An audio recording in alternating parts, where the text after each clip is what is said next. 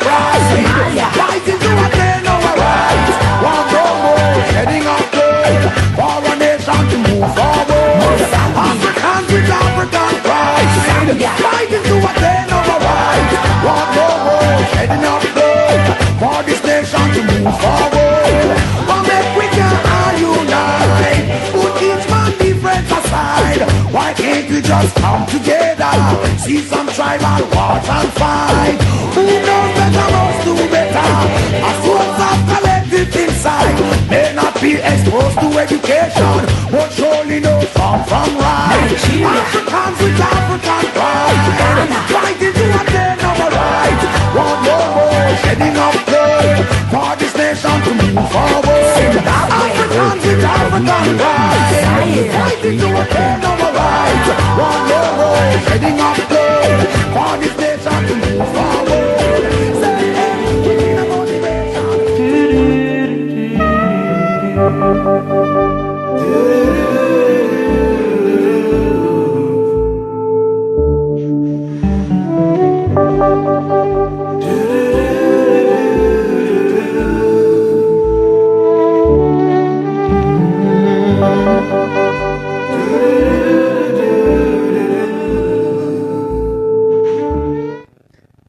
Welcome to the Progressive Mind Show at WGHC 98.3 FM.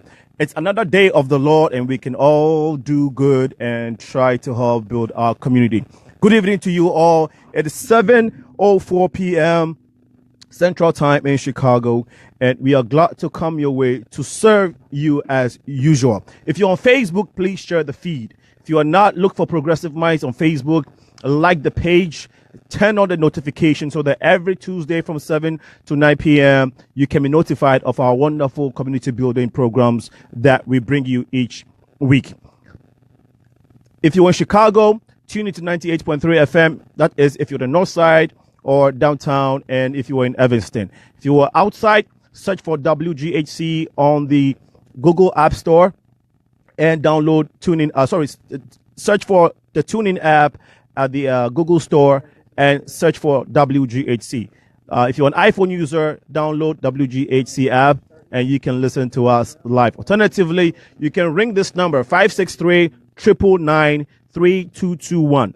563-999-3221. That's how you can listen to this program live. Later on in the show, I'll be giving you a number to ring in. Tonight, we'll be talking to Abdul Razak Al Hassan, the first UFC fighting professional here in the United States. He hails from Ghana. He's been doing exploits, and we are privileged to speak with him. He is making history in the UFC organization as an MMA fighter, which is mixed martial arts fighter.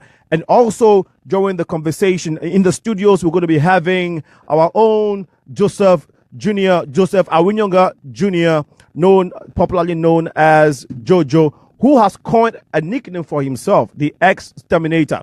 The young kid, 10 years old, has won his third national champion. The U.S. Boxing Championship was won by Joseph just last week, and he's going to be here with his father to talk about him. This guy is a phenomenon. This guy is he's a golden child in our community. Let's give him all the push that he deserves. Third national boxing champion in a single year. That is worth praising, and that is worth talking about. We will go straight into the sports update, sports and health update. First, we'll give you the sports, and then we'll delve straight into the health updates, and then we'll continue with our program this evening. Stay tuned to WGHC 98.3 FM. Your voice, your music, your station. Do not go anywhere. With the sports update today, in the Premier League, there were mid-league games today, and Burnley 1, Stoke City 0. Crystal Palace 2, Watford 0. Huddersfield 1, Chelsea 3. Tomorrow, the league continues. Arsenal is going to be playing. Manchester City is going to be playing. And then Manchester United is going to be playing as well. So watch out for those wonderful games. In the health update, there's a few things to pay attention to during this weather, okay? If you are in Texas, if you're in New Mexico and California, you don't have to worry about snow. You are all blessed. We love you guys. We wish you'll be in your kind of region, but your kind of climate. But we are in Chicago and elsewhere where the snow, so we have to just pay attention to some of these things. Ensure that your homes are have weather stripping insulation and storm windows. Okay, make sure that your homes have weather stripping insulation and storm windows. If you don't know what weather stripping insulation is, just call, go on Google, look it up, and then call for help so that you are not getting draft into your home, so your home is not necessarily getting cold. All right. And keep your gas tanks full. Okay. If you're driving, make sure that you fill up your tank so when the weather is frigid, you don't have to come out and fill your tank, and go through all that. So just pay attention to that. And then also use winter formulation in your vehicle's windshield washer. If you go to your car dealer or your regular place of changing oil, tell them you want them to put vehicle formulation in your vehicle's windshield washer. Okay, that is very important.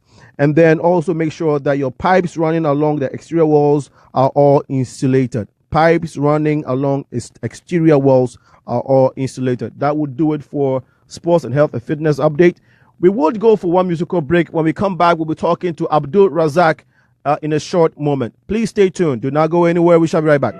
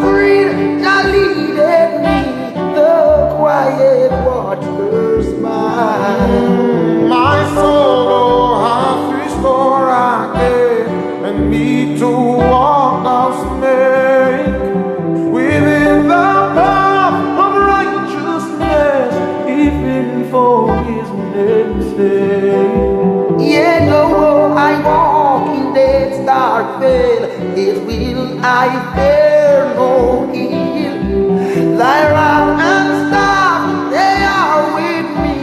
They surely comfort still. My table, has furnished in the presence of my foes.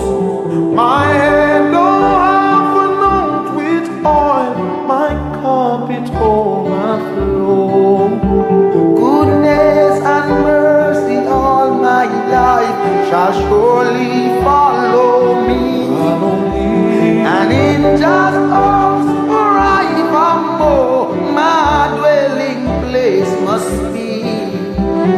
Goodness and mercy all my life shall surely follow me.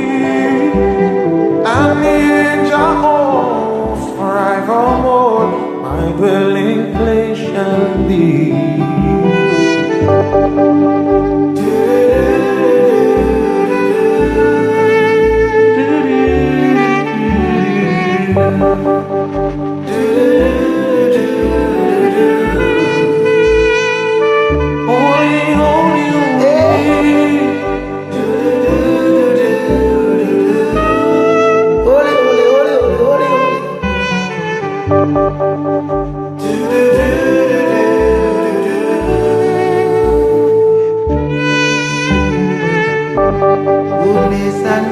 All my life shall surely follow me. I'm in Jehovah's forevermore. My dwelling place must be. My soul don't have restore again, and me to walk those days within the path of righteousness, even for His name's sake. Yet do I walk through the dark gate, yet will I fear no evil. Thou art with me, thy rod and thy staff, they surely comfort me. My table, Lord, have furnished in the presence of my foes. Welcome back to the show. It's your host, and it is with your host Alinko, and we're all going to be talking to Abdul Razak, who is on the line at this moment. Hello, Abdul. Yes. Hey, Abdul, how are you today, bro? I'm good. Yourself? Nice. I am wicked. And we thank God for a beautiful day. It's 19 degrees Celsius Fahrenheit here in Chicago. And I'm wondering what the weather is at your end. Oh, right now it's about 47 degrees here in Texas right now. Oh man, I envy you. I wish I had your kind of situation right now, sir. All right, so Abdul Razak Al Hassan is what we all know you. In the world of UFC, you are also known as the Judo Thunder. Is that correct? Yes. Brilliant. And there's one I also find out, which is accidental assassin. How did that come about? That just one of the reporters that was talking to earlier. Okay. That gave me that nickname because fighting wasn't one of my I don't know how to say it. It wasn't something I wanted to do. It just happened. Mm-hmm. Judo was something I wanted to pursue, but I wasn't able to because I found MMA, mm-hmm. and I pursued the MMA after. So he said it kind of looked like accidental. Okay. It just happened. Okay. So he gave me that name. All right. Okay. Thanks for that explanation. So Abdul Razak Al Hassan is a Ghanaian, and he is the first Ghanaian to be fighting MMA in UFC. For those of you who do not know what UFC is the Ultimate Fighting Championship. Is the largest organization that promotes MMA fights in this country, and if it involves MMA fighters, which is mixed martial arts.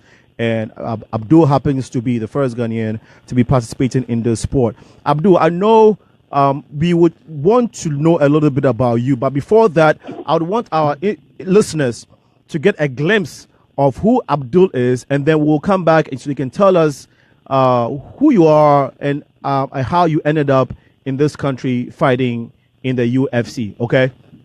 Yeah. Okay. All right. So.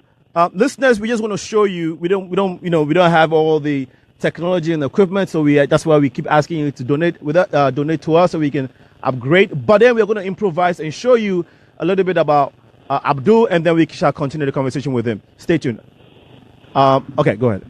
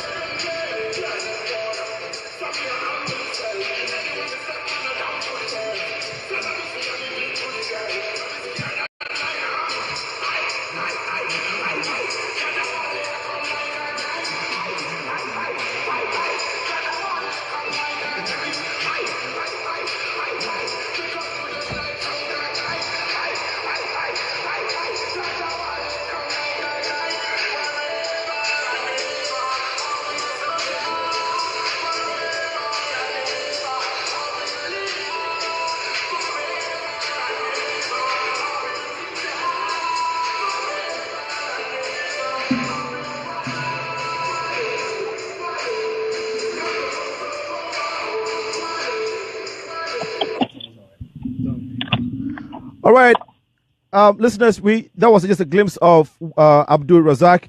If you want to see more of him, he will be giving you all the his social media handles, so you can check him out. He's definitely on YouTube, so you can check him out later in the show. But right now, Abdul, tell us who Abdul Razak really is?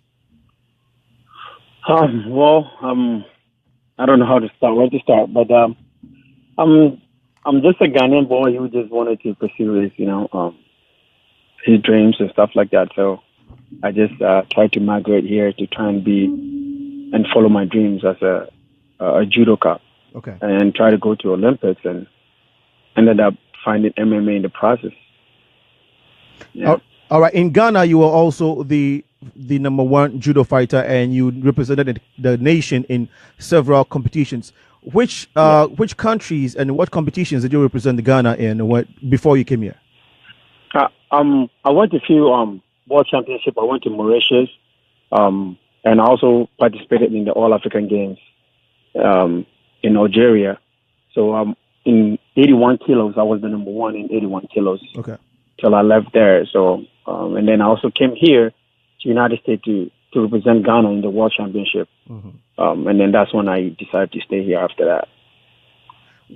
People are wondering, or some people will be thinking, why should I listen or watch or listen to somebody who fights in the UFC, an MMA fighter, and why should I even watch UFC in the first place compared to boxing, which is, the tradition, which is a popular one, which is good, of course. Why would anybody pay attention to people like you and people who fight in the UFC? Because MMA is right now it's rising very big. It's very entertaining. It's very it's more exciting. I'm not saying anything bad about boxing. But boxing boxing has been here forever, and now MMA is taking over. MMA is now very big, and very soon I'm sure it's going to be taking over boxing. It's one of the exciting sports. You have to actually sit down and watch it, and I'm sure when you give it a chance and you sit down and watch it, you realize, it's more fun and it's good sportsmanship. You get to learn so many stuff, self-defense and stuff like that. Okay. So you are a judo fighter, and what are the requirements for somebody to qualify to fight in UFC as a mixed martial arts fighter? Well, in all, UFC is one of the biggest organizations out there. So, for somebody anybody can be an MMA fighter, but to get to the highest level as UFC, you have to be, kind of an exceptional athlete. For somebody to have a good record, you have to be recognized by them for them to kind of invite you to that promotion. Okay. They have to actually watch your fight and see, this guy's very good on his work, being in the UFC, and then they can give you a call for you to be part of the organization. Okay. So can any boxer who does not have any additional martial arts skills decide to fight in the MMA and will be accepted?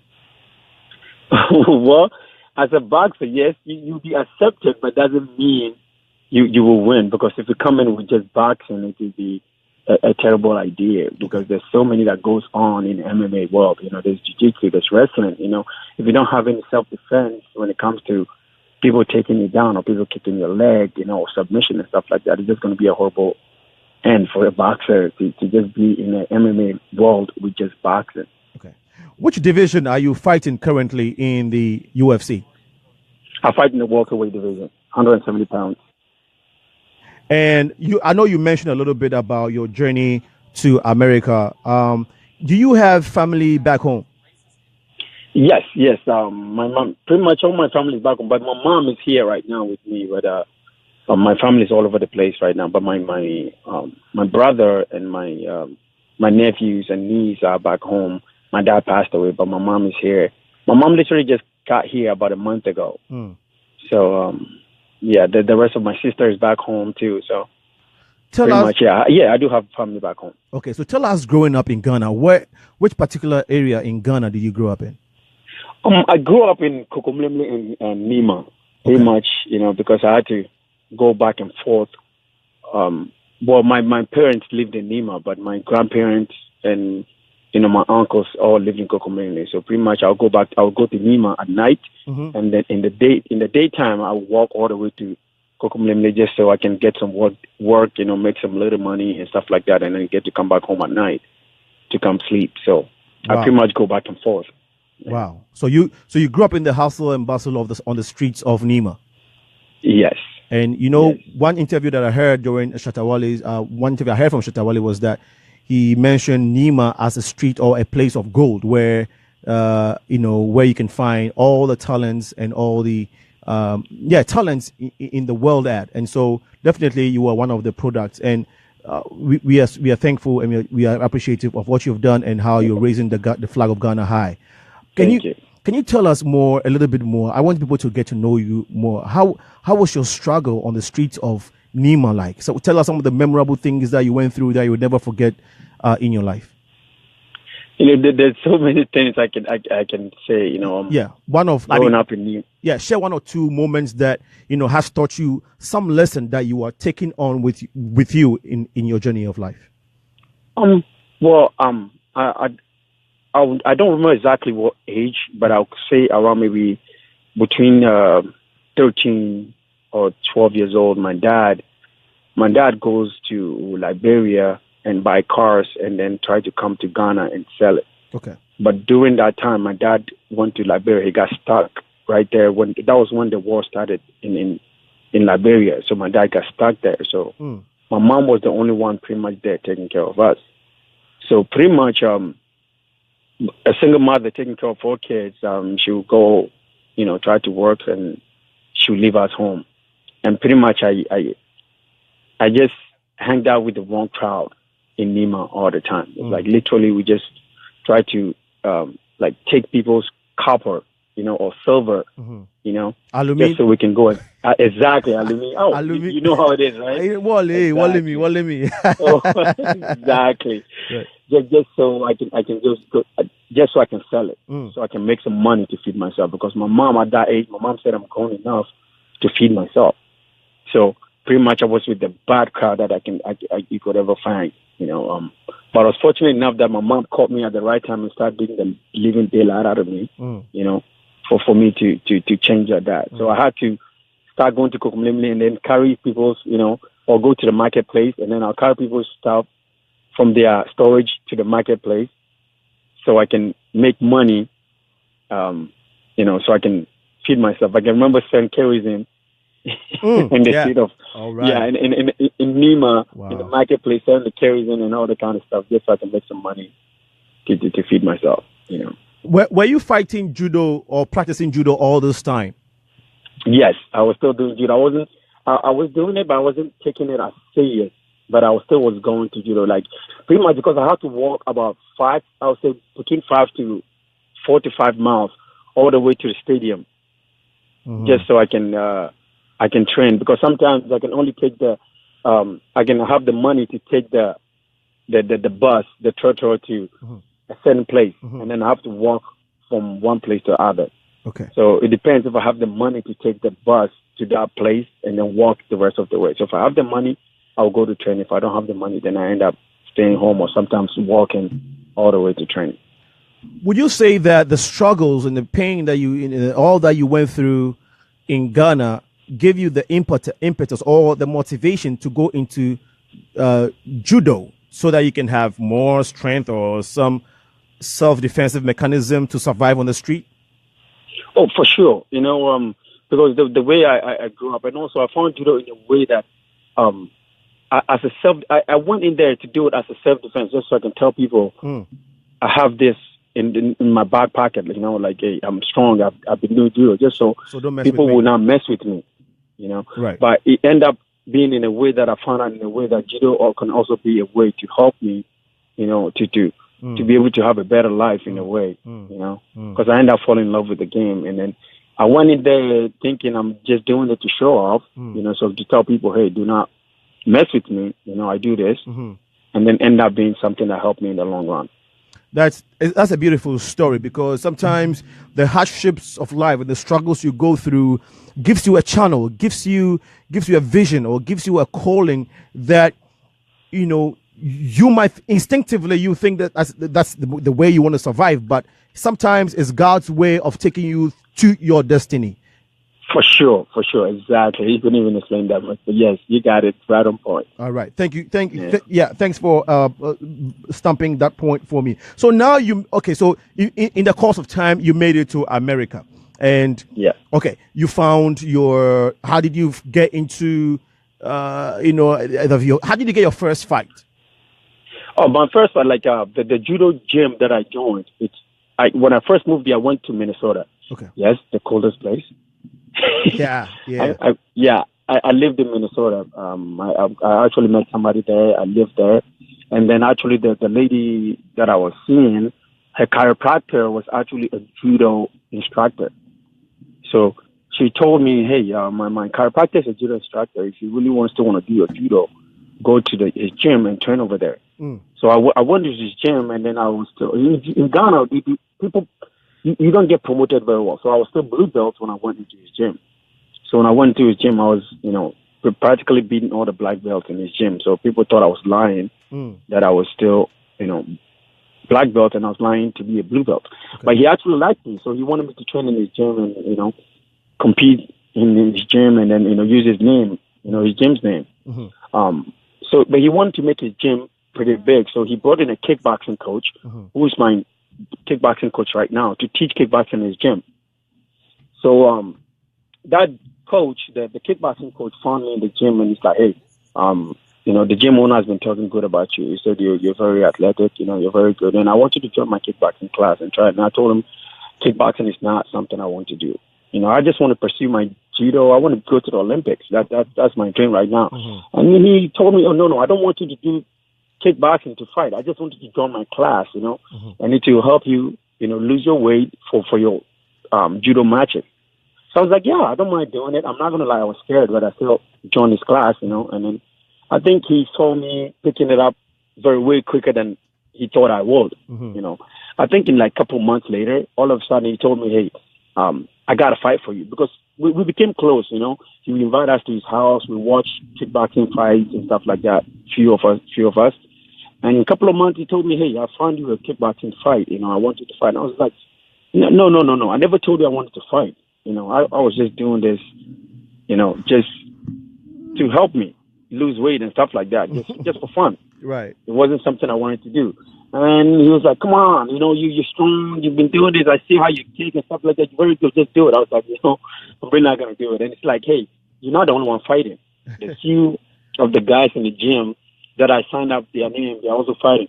So pretty much some of them were calling me, "Hey, start being a CC, just get in there and do it." Exactly.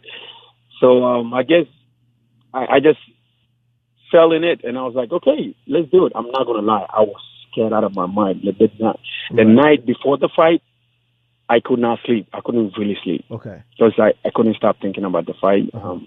The next morning, we went to the fight place. I guess it just happened. The fight just started, and then I ended up winning my fight with a knockout. Wow. Yeah, and then I guess after the fight, it was like, "I told you, you're very good," and stuff like that. I was like, "Okay." So in my mind, okay, I've done it. Over with. Not going to happen again. All of a sudden, again, he told me he has a second fight for me again. I was like, I cannot shake this guy off. Right. And it just kept happening. On the third fight, I guess, after the third fight, that's when I was like, okay, I guess we're doing this. And that fear of me not wanting to fight just kind of disappeared. Okay. And then I kind of was like, okay, let's just do it. And also, in judo, is something that judo, there's not money in judo. You do it because you love it. Okay. Okay. But when he introduced me to kickboxing, I started making a little bit more money. Doing the kickboxing. So I kind of was like, okay, let's do the kickboxing. I'll do both. Right. I wanted to do judo and kickboxing at the same time, but and then I ended up just leaving the judo behind and pursuing the fight. How long have you been in this country, and how long have you been in the UFC? I've been here since 2007. Okay. Early 2007, I would say. And I've been in UFC for about almost a year and a half, I would say. Okay. And what is your ranking right now in the welterweight? I haven't really paid attention, but I'm going to tell them for sure. They're going to see my name in the toughest rank very soon. Very soon. Let me retract a little bit. In Ghana, which secondary school or tertiary or whatever did you have any of those in Ghana before coming here? I went to Saito. I don't know if you know. I don't know if you know, but if you know Saito. Yeah, I know Saito. I know Saito. Which one was that in Nima? No, I went to the one in Kokumeme. The one. Okay. Yeah. All right. I went to the one in Kokumeme, and then I went to my SS. I went to a little bit of King's College, if you know King's College. Okay, King's College. Okay. My mom wanted to, give me better grades, give me better life, but I couldn't keep up with the fees and stuff like that. Okay. Because it's a private school, so I couldn't keep up. I still owe them money right now. I have to say that for sure. Right. No, hey, I can relate to your story. Like you, I was raised by a single mother too, and she wanted the best for us, took us to private schools. She struggled. She struggled, and we were blessed. We were lucky, and we were able to stay in private school, which is Jack and Jill, and we proceeded from there. So I can definitely relate to your story and how the struggles in life. I went to Saito too before going to private school, which is nice. Yeah. I went to Pig Farm Pig Farm Saito. There's a Saito in Pig Farm. I don't know if you know. Oh, I know where it is. I know where it is. Well, listeners, Pig Farm. Sorry, I said Pig Farm. A Saito in Ghana is a jargon or a word coined for public schools. Like, this is public school, and so that's it. All right, so you were here in the States. You've been fighting UFC for some time now, and you are on record. You are the fastest finisher. You have the fastest finishes in the UFC. Your longest fight is 1 minute 26 seconds. Now, how does that happen that you're only a year in the UFC, but you have this astonishing record, which is being the fastest finisher in the UFC? I think I would say I'm one of them, but not the fastest. But okay. Like I said, that's why he also gave me the name of accidental assassin. Okay. Because pretty much I never went into the fight to try and knock somebody out. It just happened, It's like I just go in there to fight, but then I just saw the opening and I just tried to knock him out, and it just happened without me, like kind of pushing it. So I guess God gave me a gift in a way that is good for me. Mm-hmm. Right. So yeah. We know that we've heard of UFC, but we know it's not popular in Ghana or in Africa. Mm-hmm. First of all, why do you think that it's not popular in that part of the continent? And what are the plans going forward to try to introduce, this in Africa? I know it's picking up a little bit now. A few people are starting to know, but I think because there's nobody there that kind of, introducing that in Ghana. But right now, I think because of we have few friends, African friends in the UFC now. Somebody like Kamaru Usman, Francis Ngannou, and Magdiakisi, and then me myself. We being in the UFC is also kind of helping people in Africa kind of realize, hey, that there's this kind of sports here. I know we Africans will be good at this kind of sport because every time I know every weekend we go to the beach to try and show our strength off. Yeah. To try and abotri each other, just to just to show our strength to see who's stronger. Right. Right. So I know we have the strength and the talent to be in. We just don't have the coaching and the kind of people, to show it. So now knowing that the UFC is kind of going big and is being well known now, I know there will be a lot of Africans, trying to, and get into it and try to do it more. And would you say it's as lucrative as boxing? It is. It's not as big as boxing right now, but it's very soon. I'm sure it's going to be bigger like boxing. In terms of lucrative, like yes, in terms of money, yes. Okay. Yes, because UFC has the payment is way better than any MMA organization can find. Okay. And the higher you are, the more money you make. So the higher the ranking you go, the more money you make. So it's way more. And I know very soon it's going to go up above boxing. Okay. You fought Soba Homasi recently. Tell us about that fight. Yeah, the fight was kind of I know some people knew how the fight kind of end. He thinks that the referee stopped the fight too quick, even though I heard him, but he feels like the referee stopped the fight too early. So that we have a rematch on December 30th, and to fight again. And this time, I'm really going to put him away to show him that he should have been happy when the referee stopped the match, because this time there will be nobody to help him there. Okay. So we because for the benefit of the conversation we are having, we want our listeners to know what happened. So we're going to try and show a little bit of the fight with Soba Homasi and how he ended and what generated the controversy, and then we'll continue with the conversation. Okay, so hang on with us. Okay. Whilst it's getting on ready, we are talking to Abdul Razak, who is the first and only Ghanaian UFC fighter.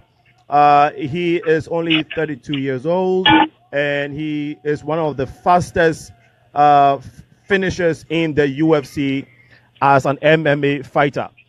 Please take a look at his recent fight, how he ended, and why there's going to be a rematch of this fight.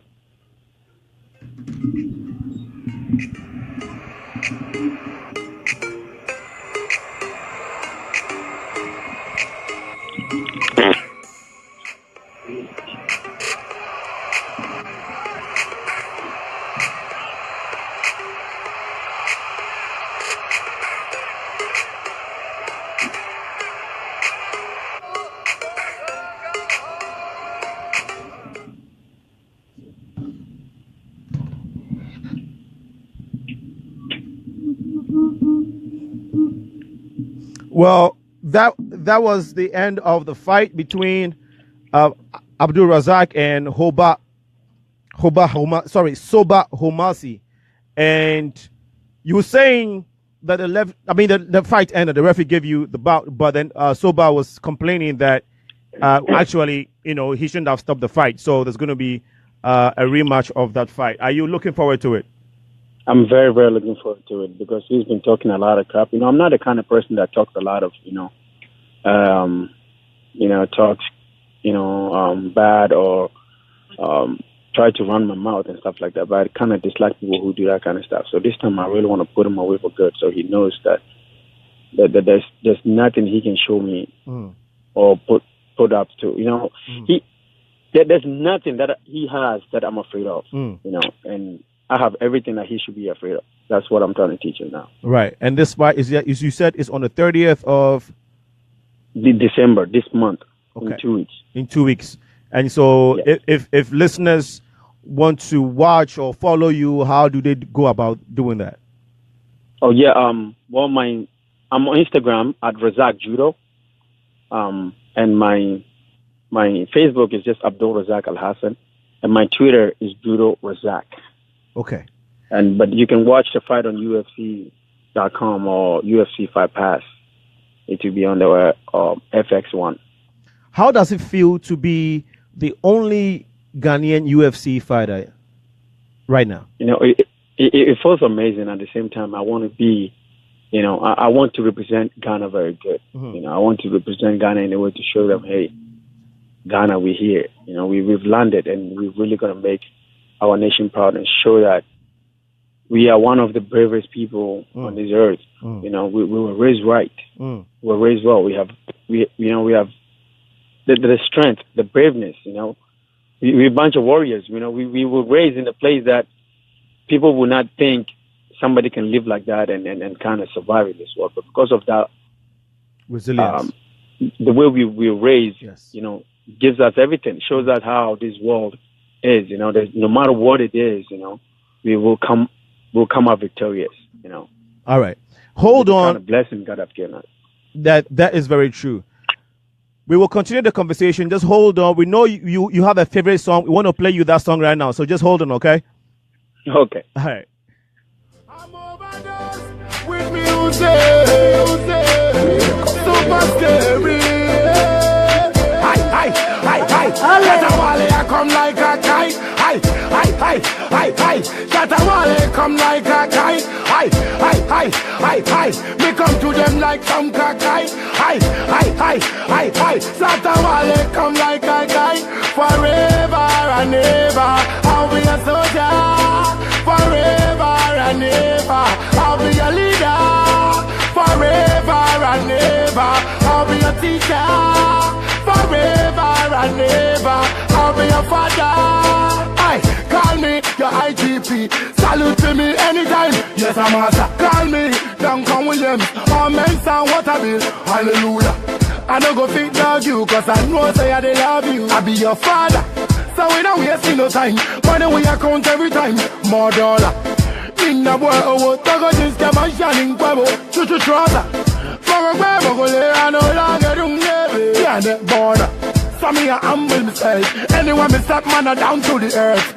Shut me, see, I'm a big booty girl. So me scared, I'm like, hi, hi, hi, hi, hi. Shatawale, I come like a kite. Hi, hi, hi, hi, hi. Shatawale, come like a kite. Hi, hi, hi, hi, hi. Me come to them like some kakai. Hi, hi, hi, hi, hi. Shatawale, come like a kite. Forever and ever, I'll be a soldier. Forever and ever, I'll be your leader. Forever and ever, I'll be your teacher. Forever and ever, I'll be your father. Wale, Wale, they come from Sogo Bago. Wale, Wale, they run the show and them back so. Wale, Wale, they make the door and them wow. Wale, Wale, shout out Wale. And they shock like electricity. My brain is bigger than Mississippi. Larry for Vienna City. Say Shatawale, you are Sissiki. A cheap a lago, straight up and down. Say Shatawu, yo giddy giddy. If you be too no, then Shata be for no. And I love every girl when I see my Shata, oh. And I see my dream, and I see my dream, me oh. Hi, hi, hi, hi, hi. Shatawale, I come like a kite. Hi, hi, hi, hi, hi. Shatawale, come like a kite. Hi, hi, hi, hi, hi. Me come to them like some kakai. Hi, hi, hi, hi, hi. Shatawale, come like a kite. Forever and ever, I'll be a soldier. Forever and ever, I'll be your leader. Forever and ever, I'll be your teacher. Forever and ever, I'll be your father.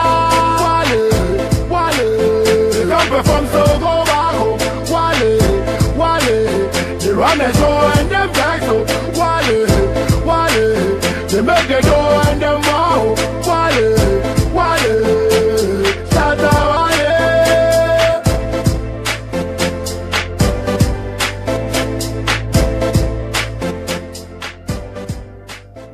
Welcome to the Progressive Mind Show right here at WGHC 98.3 FM. The weather is still 19 degrees Fahrenheit here in Chicago. We are freezing, but we got to serve our community, and we are thankful for your cooperation and your time and your contribution to the show so far. Today is another edition of the Business Promotion Forum. It's a segment that the Progressive Minds Show have created in the effort of building our community to gradually promote our businesses, and also encourage participation of our own, whether business, athlete, whatever it is, whether it's, regardless of what it is, as long as, it's in our community. However, we are not saying, Sean, are there anything else that does not belong to the community? Obviously, there's no hate here. We don't discriminate here. Patronize everything, support everybody as much as you can, but it's also important that within our community we encourage support and participation of our own. Part of is the reason why we have our gentleman, our brother Abdul Razak Al Hassan, the only and the first Ghanaian UFC fighter, and he is doing exploits for the community. I'm going to read a few of the comments here on Facebook. Derek E. Noel says, "Good job, champ," and Emefa Ameya Kakape, who is a regular guest here at WGAC, says, "Thanks, Alinko. Keep it up. I'm proud of the Ghanaian UFC guy. He seemed good. We'll catch his clips on YouTube later. Thank you, Kakape." Jumaima Kumi Planch. Oh, my sister, my Lumina, wonderful lady. She says, "Seems like a decent guy. Proud of your achievement." And then Rebecca Modi says, "Good job." Thank you so much, Rebecca and Jemima. And then we have Nicolas Opoku, who is also watching us, Muftaudeen, NK, Ike Storm, and then Jemima again. All right. if you just joined the conversation and you are in Chicago, tune into 98.3 FM. If you are outside the range, download the TuneIn app on Google Store and search for WGHC. If you're an iPhone user, download the app straight away, WGHC. You should be able to listen to us. If you're having any technical or network issues, you can go on our website and listen to us. You can also call 563-999-3221 to listen to this show live. If you miss it, you can always go back to Facebook, look for Progressive Minds, like the page. You can watch all our shows, or you can go to YouTube, search for Progressive Minds, and watch the shows. In the studio here, we have Jojo, Joseph Awinonyga Jr., who is the new U.S. boxing national champion. He's won 3 already in this year, so he's going to be talking about his achievements and about his recent victory. His dad is here. His little sister is here to give him the support. Mom is here filming him. So, and Joe is here helping us. So we're good. We still have Abdul Razak on the line. We're going to try and wrap up the conversation with him. Hey, Razak, are you still with us? Yes, I'm here. How come you love that song so much, bro? It just pumps me up. I don't know. Anytime I listen to Shatta Wale's music, it just pumps me up. It gives me, more give me some courage that and how I don't know. It just pumps me up. Yeah. Makes me want to just go. Yeah, man. I love it. Is it all of his songs or just one in particular? No, I listen to Shatta Wale. I like Shatta Wale. I like his music, Okay. So I like listening to a lot of his music, Okay. You think his music, the message in his music pumps you up, especially this one?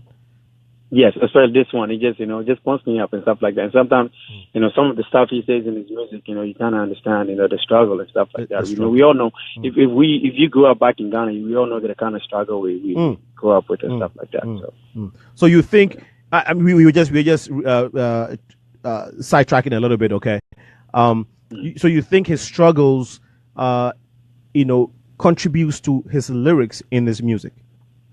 I think some of them, it's not everything. And also, he's the kind of person that says what's in Shatta Wale says what is on his mind. He doesn't care what it is. As long as it's kind of, bothering him, he will say it. He's the kind of person that talks out of his mind. And I've been listening to Shatta Wale since he was Bandana. So for me, my favorite song for Shatta, it would be Bandana from Ghana. Yes. Oh, happiness. Actually, Inke, that song, it doesn't matter how many songs Shatta Wale does. That song, Bandana from Ghana, for me, will be the number one forever. Forever, yes. Man, that song, it was full of beats, full of lyrics, and the rhythm. Oh my gosh. Exactly. Yeah. Exactly. I still listen to his old music and stuff like that. Yeah. All right. Okay, yeah, I've been following him for a long time. Really? Okay, that's good. And also he's an Nima boy too, so I can see the connection. And I grew up in Pig Farm, so Mamobi, Nima, Kotobabi. Mamobi, I've been old. I've lived everywhere. I know Mamobi. You've been everywhere. Yeah. We used to play soccer with Julius Kirby, high school back in the days. It was fun. Before I moved here to United States, I moved from Nima to Mamobi, 441 area. 441, yeah.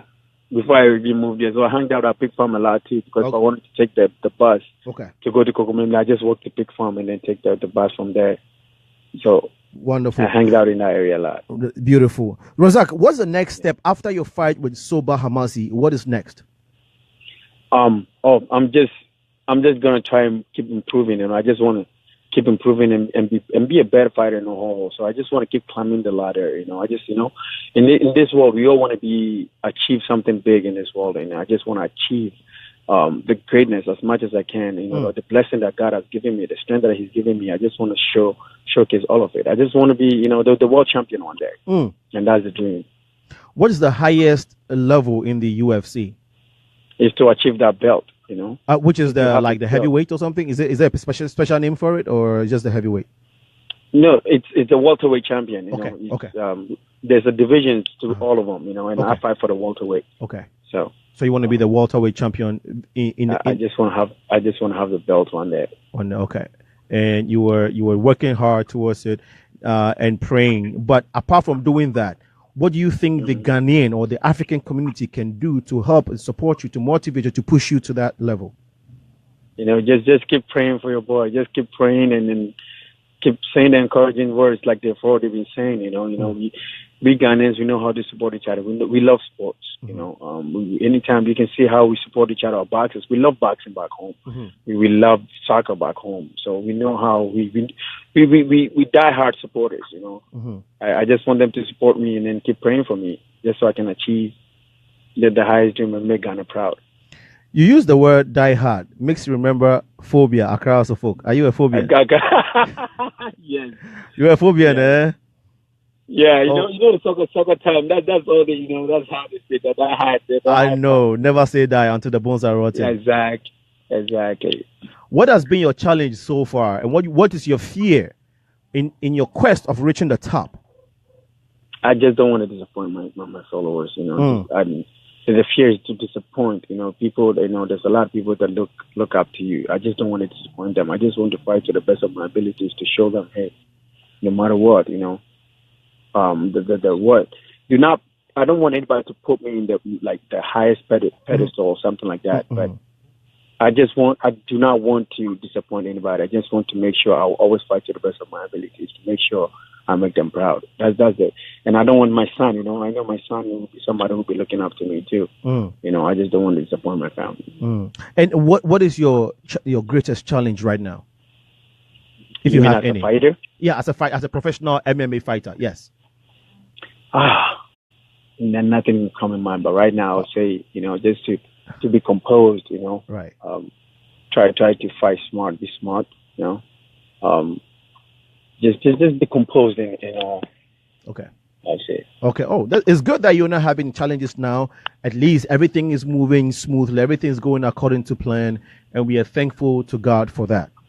For sure, by God's grace. Yes, everything is by God's grace. All right. And what would you want to leave? There's a little kid here. I'm sure it's about the age of your son or your little. You know, you may even call him your little brother. What would you want to say to him before you give us your last words as your little brother or as your son? Yeah, I saw his achievement, and he's doing so great. I'm telling you, he just train hard. Just train hard, my brother. Just train hard, you know, and do what you love. Just come into the gym with positive mind. Always think positive, you know, and keep training hard and push yourself to the limit. And I'm sure you achieve great things. You already achieved great things. I saw your record. I'm like, that's very impressive, brother. Just keep pushing. I know you do good things. You do great things one day. Thank you. From the streets of Nima, 441, Mamo B, all the way to Minnesota. You were sleeping in the hotels of Las Vegas. You are balling. Bro, tell us, leave Ghanaians and Africans with your last words before we sign up with you tonight. I'll just tell them, you know, do not give up no matter where you go up. Do not give up. Do not think for a second that you cannot do better than you are right now. You can always do better. I remember where I sleep every night. I sleep outside with mosquitoes biting me every night. You know, but I never lose hope. I keep pushing. And never think less of yourself. Always game high. And always believe in God. Keep calling on to God, because God will always help you. God will always take us out of places that we never thought we'd be able to get out of. So wow. Just do not give up. Wow. And keep praying. Wow, I love your story, man. Before you go, I want to read this last comment from Johnny Woods. He says, thanks for putting Ghana on the world map.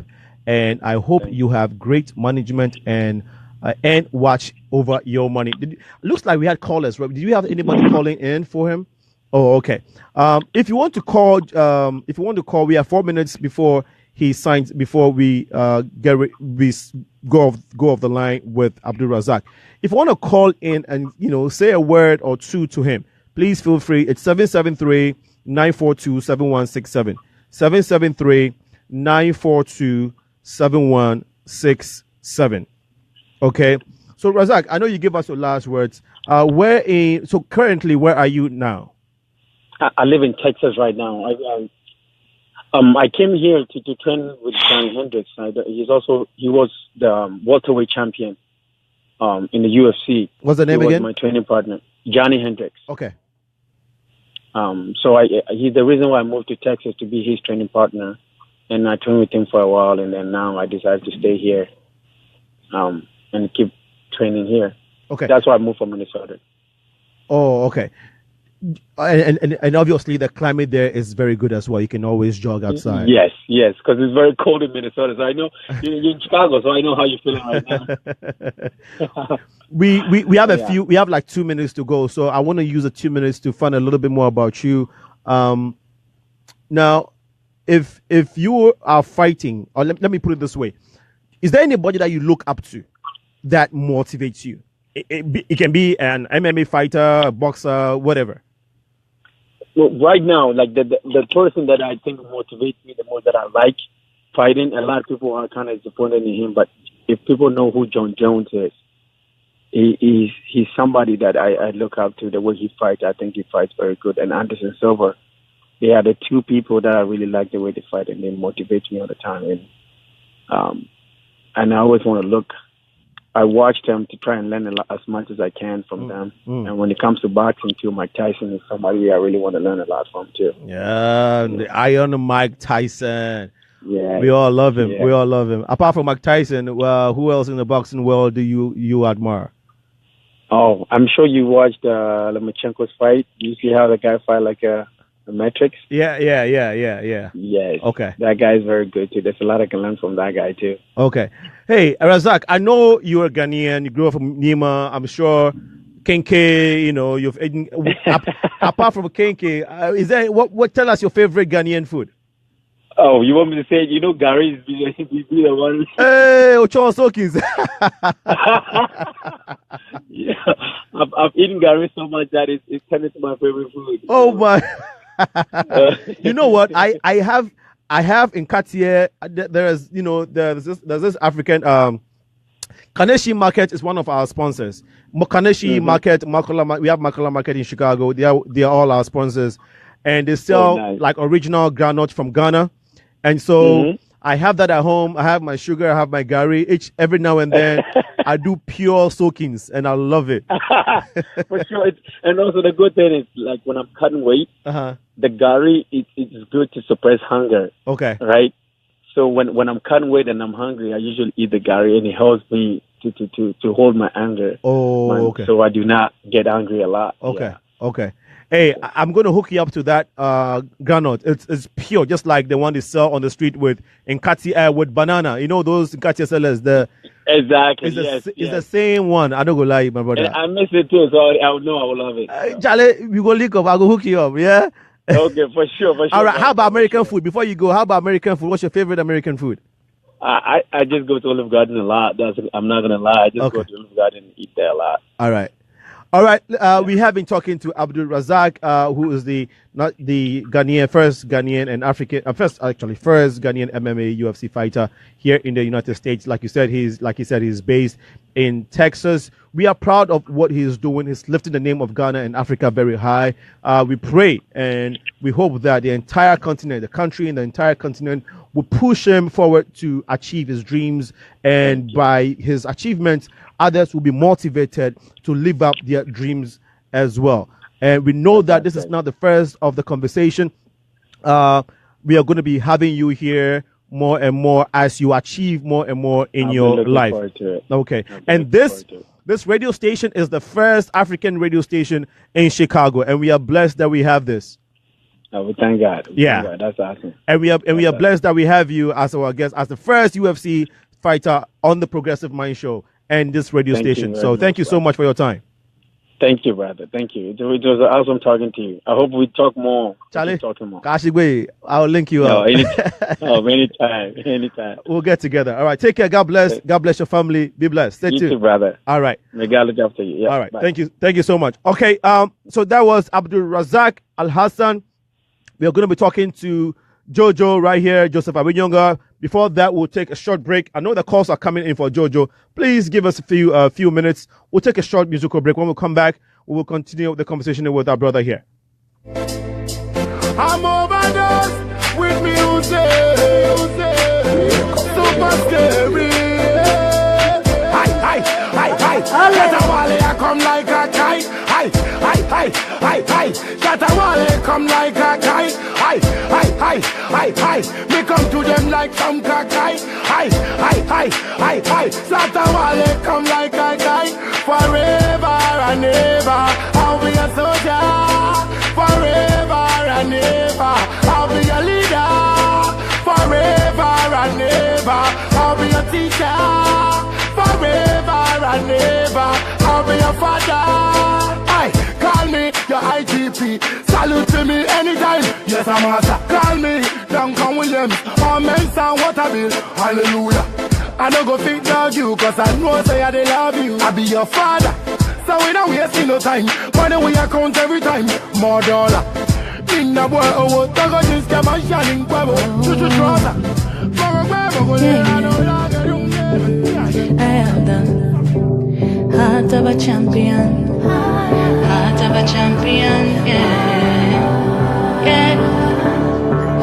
It's my time, it's my place, it's my destiny. No one can take away what was meant for me. My granny said, what for you can be and for you. No man never see where God plan for you, yeah. The best is yet to come. If I believe I can, I will. No holding back, no giving in. Cause I know I was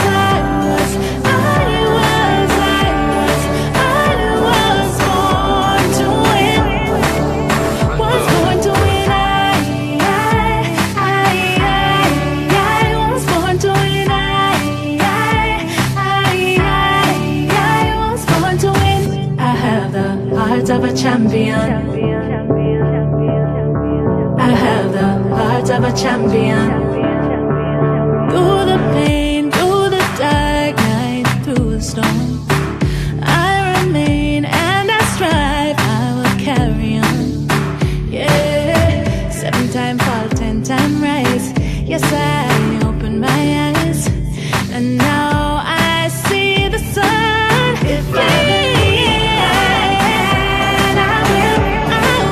No holding back, no giving in. No, no, 'cause I know I was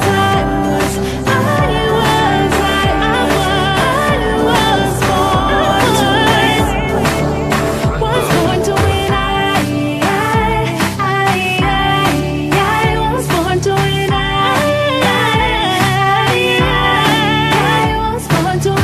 I have the heart of a champion. I have the heart of a champion.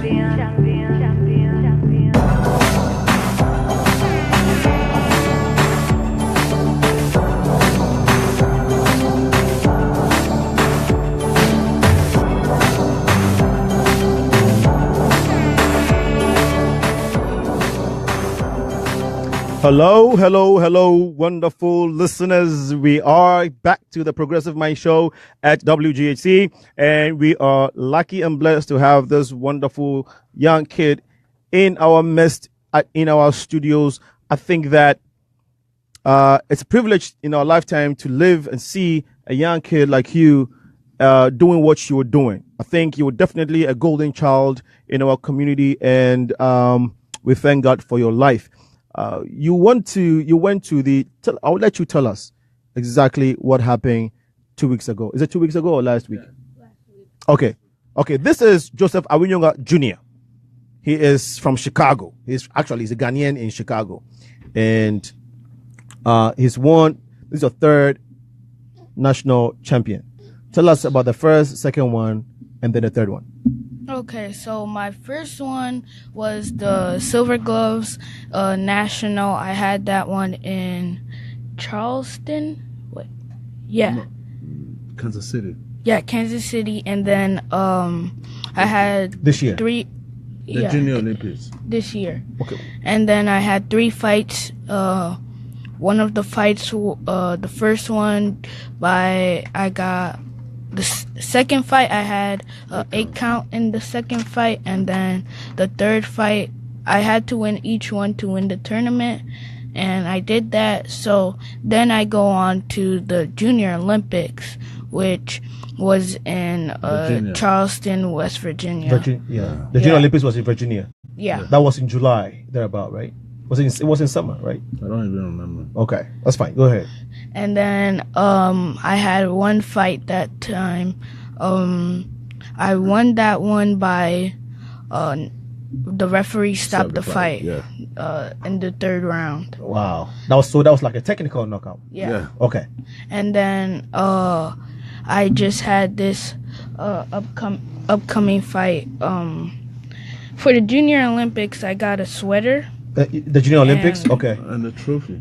Yeah, but the trophy is not here. No. Okay, this one is the silver. Yeah, the belt. The silver gloves. Okay, let me show you too. If you've been following the Progressive Minds, we had him here beginning of this year, and he showed his belt and other belts. He didn't bring all of them. So this is the National Silver Gloves Championship that he won. This is not a Kululu. This is genuine. Yeah. All right. And then show us the Junior Olympics. Junior Olympics, yeah. I have. So when you win, they give you a jacket. Yeah. This one you just can't go and print this one. Official jackets from the Junior Olympics Commissioner. And then this upcoming fight I got this medal right here. For this third Yes, championship. It says 2017 USA Boxing Prep Open Champion, December 3rd to 9th, 2017. Brilliant. And then that's the jacket for that one. Yeah. Let's see the jacket. This is the medal. This is the medal. Okay. This is the medal, and I'm sure you've seen it. All right.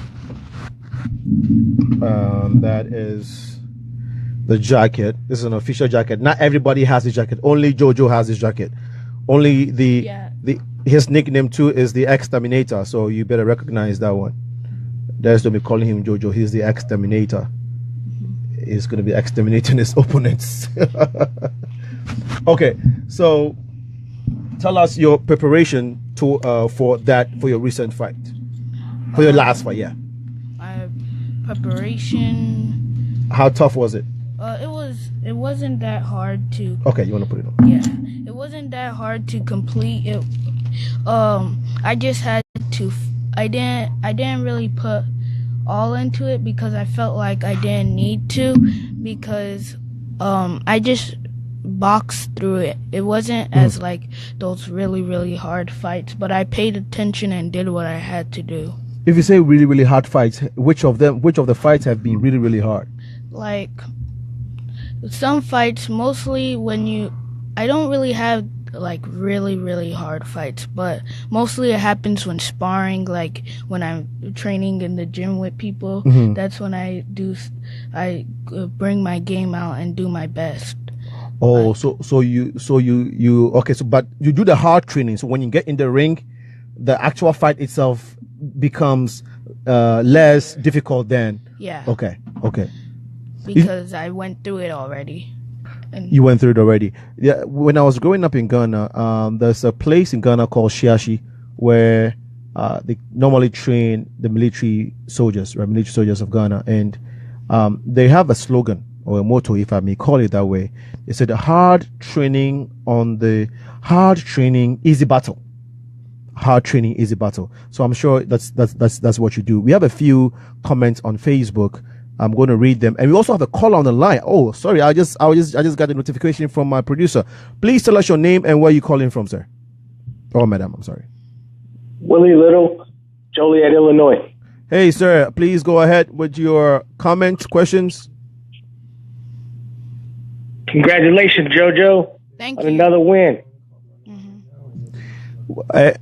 All right, thank you. So, okay, you called to give me congratulations, right? Can I say something? Yes.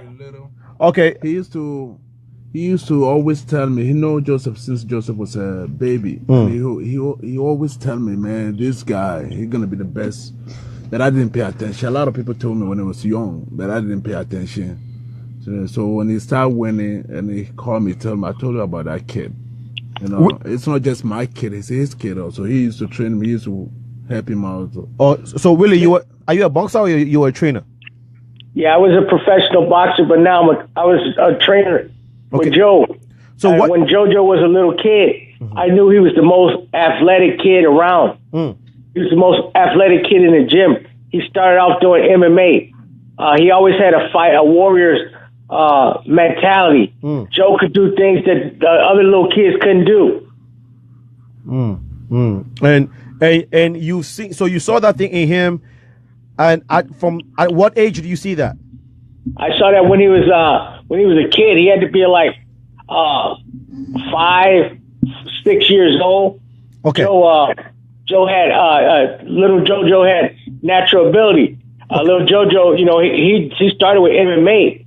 Joe could play football. He could play basketball. He could play baseball. He could play soccer. Whatever little Jojo wanted to do, he could do it, and he'd be better than the other kids. And I would always tell Joseph, I say, man, watch. You should really train this kid. This kid is special. Okay, from that time, from 5, 6, whatever, he's 10 years old now.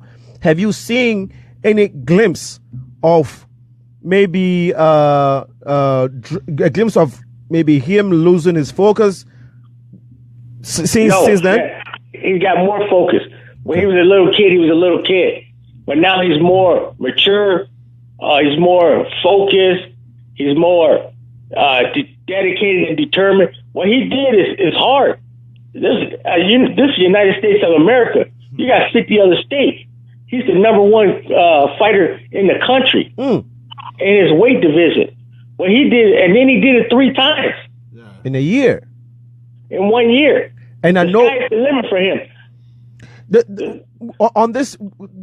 With this trajectory, where do you think he's going to end up in the next few years? In the next by the time he's 20 years old, 22 years old, he'll be challenging for a world championship. Thank you. No question about it. God bless your mouth. We have another caller on the line. Please tell us your name and where you're calling from. Willie. Yes, this is Adam from the. How are you, Jojo? I'm good. That's good. Congratulations on your championship. We're all very proud of you. And I know 2018 is going to be another great year for you. Thank you. I know you like to set a good example at school and things like that. So can you tell us a little bit what some of the keys to your success have been? In school? Yes. I know school is important to you and to your parents. They do a great job keeping you focused on school as well as everything else you do, like boxing, for example. But I know you do very well in school, too. You're not just good at boxing, you're good in the classroom. So what do you think some of the keys to your success at school have been? I let my parents, after boxing, I let my parents know that I need to get home so I could study. If, I have a test or something, I'll tell them I need to get home, so I need to study for this test. And they'll take me home so I could do what I need to do. And then in school, I pay all my attention to what I'm doing in the class. That's great. Well, that's great. We know your parents are super supportive. And Joseph, you're doing a great job as a coach and as a father. So continued success. Let me tell you a story. One day I was sitting in the bed. He came to me with quiet. And I know if there's something wrong with him, the way he come and talk to me. He came and talked to me and tell me that something is going wrong. He's getting B. So I said, no, I don't. I said, if you're getting B, then you have to stay home. You can't go to the gym no more. So after that, I called the teacher. I said, he's really getting B. There's something. And the teacher told him, no, that's it. Her mistake. So she changed it to A. Wow. Oh, wow. Yeah, wow. She changed it to A. She says, her mistake. He said, no, I don't think Joseph going to get B. So she changed it to A. Wow. Wow. That's how smart and that's how great and golden this kid is. Absolutely. Yeah. Great future ahead of you guys. Thank you Keep so up much. the great work, guys. Thank you, Adams. And are you watching this show on the Progressive Minds? Oh, absolutely. Yeah, Joseph sends me the link. And I think last time you had Jojo on, I was able to watch as well. All right, brilliant. All right, thank you so much for your contribution, sir. Thank you. Okay, thank you, guys. Take care. Okay. You too. You too. Bye-bye. This is a straight A student. I mean, no doubt. with this extraordinary talent. We have another call on the line. Please tell us your name and why you are calling. My name is Sally, and I was just calling to congratulate Jojo because he's outstanding in and out of the ring. He's outstanding in his class, and he's also outstanding in the ring. And I just want to congratulate him. We're so proud of you. Thank you. Thank you so much for your kind words. So we're talking about your last fight. You only had 2 weeks to prepare for this fight. Is that correct? Not just 2 weeks, but that's when I started doing like I did everything that I needed to do for this last fight. Like we paid more attention, and then like before the 2 weeks we were just working on things. We were doing what we needed to do. We were doing what we needed to do. We were practicing, and then when it came to those 2 weeks, we worked. We were like going through what we needed to do for the fight. But it looks like we have another call on the line. Please tell us your name and where you're calling from, please. Hi, my name is Carmen Awinonyga. We are related to Jojo, and we just wanted to congratulate him. Thank you so much, Carmen. Thank you. Thank you. Also, my brothers are here, and they wanted to just say hi. Yes, please go ahead. Okay. Hi, Jojo. Hi, Solomon. How do you know? Oh, you already know it's Solomon. Yeah. Okay. Hi, Jojo. What do you do after you're done with your homework? After I'm done with my homework around 4:30, I go to the gym to go and train. Around 8, I come back home. Oh, okay. So Solomon, did you? So he told. Gideon talking. Sorry. The second one was Gideon. The first one was Solomon. Okay, so this is Gideon. Yeah. Okay, so Gideon, based on what he told you, are you now also going to try to go to the gym after schoolwork? He plays soccer. I'll try, but I usually play soccer too. Oh, you play soccer? So you're going to be playing soccer after homework, right? Yeah. Okay, so you can keep your soccer skills up. Yeah, can I ask Jojo a question? Yes. Jojo, how much do you remember how much trophies you won? I have maybe about like 18, 19, something like that. Wow. Okay. So Gideon. Okay. Oh, okay. Here. Hello? Yes? Gideon, why did you ask him these questions?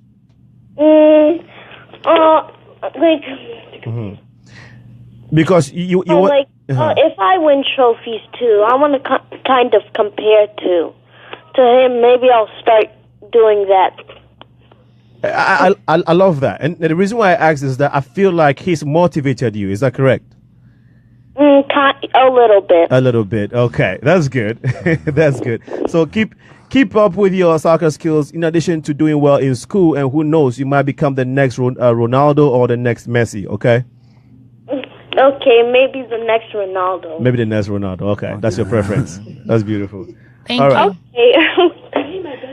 So thank you. We just wanted to make sure Jojo knew we're supporting him. Yeah, thank you so much. He's so much appreciative. Okay, I'll go to the Facebook comments now. Bye. We have Doji Keme. He says, I like how you fight. Okay, Doji likes the way you fight.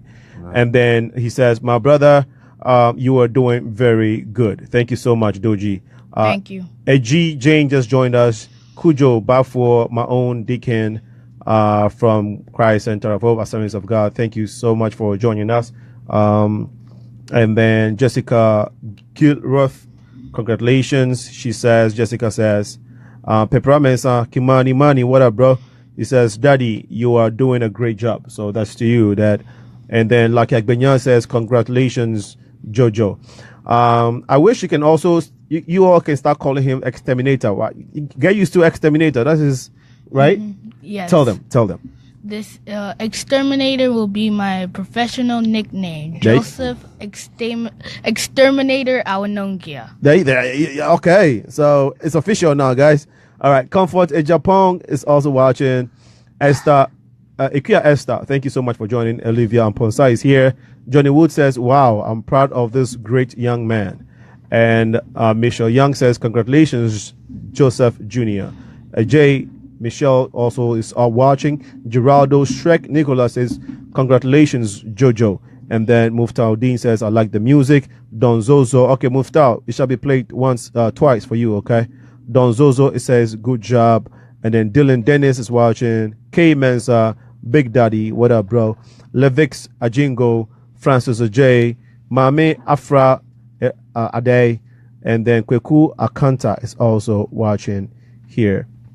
A few announcements before we continue tonight's program. On the 14th, which is Thursday throughout the weekend, so it'll be Thursday, Friday, Sunday, the Church of Christ Center of Hope Assemblies of God, led by Reverend Dr. Aliford Bohine at 5534 North Kedzie, is hosting a wonderful program. They are inviting a prophet by name Seth Ba, all the way from New York. This is Seth Ba, Prophet Seth Ba. He's going to be taking us through the program through Thursday, from Thursday through Sunday. If you do not have anywhere going and you want to come and experience God's work through the Prophet Seth Ba, you want to come to 5534th North Kedzie, 5534th North Kedzie. Worship on Sunday starts from 10:30 a.m. The program itself will start in the evening from 7 to 10 p.m. Okay. And then we also want to give a recognition to our sponsors our sponsors here in Chicago. Makola has been helping us so much. Makola is an African restaurant, a Ghanaian restaurant as that, right here between Wilson and Broadway on Wilson actually. If you want any African food and Afrocentric food, you want to check out Makola. They've been supporting the WGHC organization, and also Kaneshi Market has been helping us so much. They also have everything you need regarding soap, grocery, all African stuff. You want to get it there. And then Grace Restaurant. Grace Restaurant. If you want to eat food just like it tastes in your homes, and African or Ghanaian food as that, go to Grace Market. Okay, Grace Restaurant. Sorry. Anytime you are in Chicago, if you don't live here, when you come, you want to visit Grace Restaurant. Wonderful people, wonderful food. Tastes so good. Tastes very homey. All right. And then Wave, the new way of sending money to Ghana. If you used to do the Western Union and all that, it's okay. Here is a better alternative. Wave is a mobile money app that you need to download in your app store. It's very convenient. If you download it, look for the promo code and then type in WGHC. Okay, that will be your promo code. And then when you send your first dollar, you can just try with $1 and see how it works. Okay, you sign up with your banking details. It's going to ask for the last four of your social for authentication's sake. And then you would try with $1. Anytime you send that first time money to Ghana, your recipient would get extra $5. So you want to try Wave, WAVE. Google, look for it on Google Play or App Store, and then try it yourself. You would see the convenience in it. You don't have to get up and go to the store to send money. You don't have to wait till you are paid every week or every 2 weeks to send money to your loved ones in Ghana. You can just sit in your home, go to your app, and if it's $10 or $5 that you feel like, hey, I only have $5 today, take $5 and buy Kenke somewhere, or pay your light bill. You can easily do that. It's $5, and then just send it. Mobile money. If the person has MTN and Tigo, easy peasy. All right. So you want to try Wave. This is the Progressive Mind Show at WGHC 98.3 FM, your number one community building show in the entire world, where we focus on elevating and empowering our people. We ask you to join the movement. Search for Progressive Minds on Facebook. Join us. Bring your suggestions, okay, on how we can develop and improve on what we're doing here. We also need your donations. So go to our website and then click donation, and then give us money. Anything, any canteen, we will take it.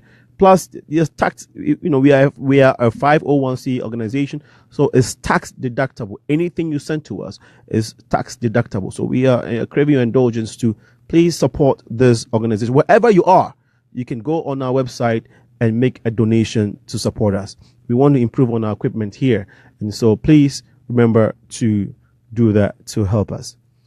Okay, Jojo, you've had callers. Do we have one on the line? No. Okay. You've had people calling you to say to say all these nice things to you. What does that make you feel? All these people that call you. It makes me feel like I'm being supported by a lot of people and a lot of good people. And so what does that make you feel like doing back, or giving back? I mean, yeah. It makes me feel like I need to do my best in the sport that I'm doing and keep my schoolworks up. Do you feel pressured that the community is supporting you? People are looking up to you, and everything. So, man, I have to make sure. Do you feel any pressure?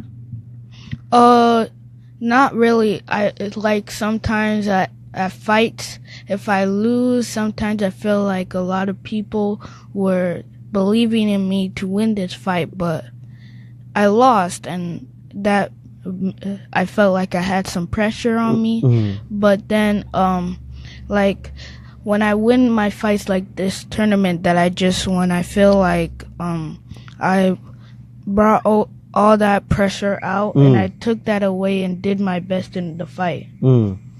Does it? So, if I want to get it clearly, the pressure of people supporting you and you doing well does not affect you when you're in the ring. Yes. It doesn't. It doesn't. Rather, it motivates you to keep going. Wow. Have you lost any tournament? Not yet. Not okay. But you've lost some fights. Yes. How many fights would you say you've lost? You remember? Most of them are not really a loss. Like one time I fought somebody in the second round, they started crying, and then and they still gave it to the other person. Yeah, he was crying. Wait, so you okay? So you beat up the guy. He was crying, but they still gave it to the crying baby. Yeah. Then he came to the corner and told him, daddy, the kid is crying. I said, okay, stop him. So after the fight, I took my phone, tried to take a picture, and then after that, they give the kid a fight. Even the trainer came and told me that your son won the fight. Better. That's the way fight go. Sometimes you have to. It all depends. Sometimes it depends on the judge. When we went to the tournament, I was not scared about him fighting, but I was scared about the judges. I was scared, but most of the time Joseph make fight easy. Okay. Yeah. As a father and as golden as he is, do you and you're a trainer as well? You're a boxing trainer. Do you differentiate between how you train older boxers in terms of the techniques and the methods that you use for older boxers? Do you bring the same techniques the to him? Thing, yeah, the same thing. Knowing that he's a little kid, and why don't you lower the standards for him? No, the same thing. Joseph just likes sport. To be honest with you, I don't think Joseph even like boxing. He just like challenge. Everything's about challenge. He just want to be a part of it. Just want to try to get to that level.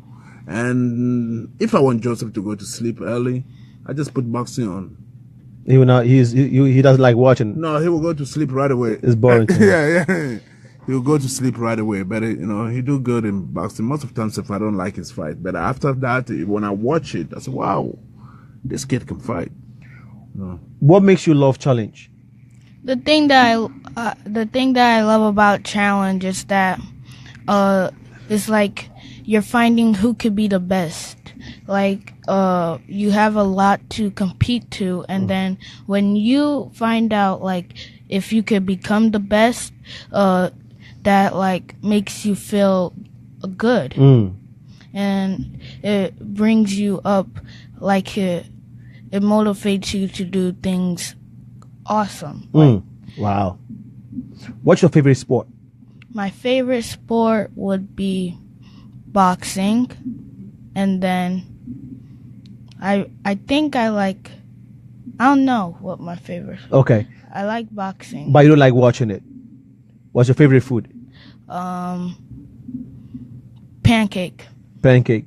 Yeah. Favorite movie? I think Deadpool's my favorite movie, or I don't know. You like all this? He just start watching movie because I never see him watching movies like that, like sit and watch movies. Recently, I just see him start paying attention to movies, watching and sitting down. Say, wow, you watching movies?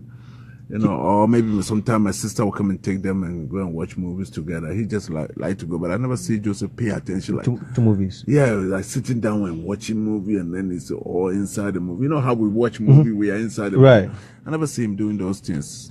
So, are you one of those? One of those Superman or Turtle Ninja or Batman fan? You like those? My favorite superhero is Batman. Batman. So you like?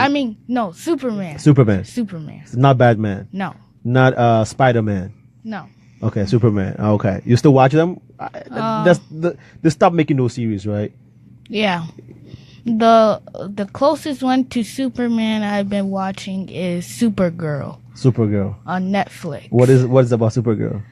She's Superman's cousin. Oh, okay.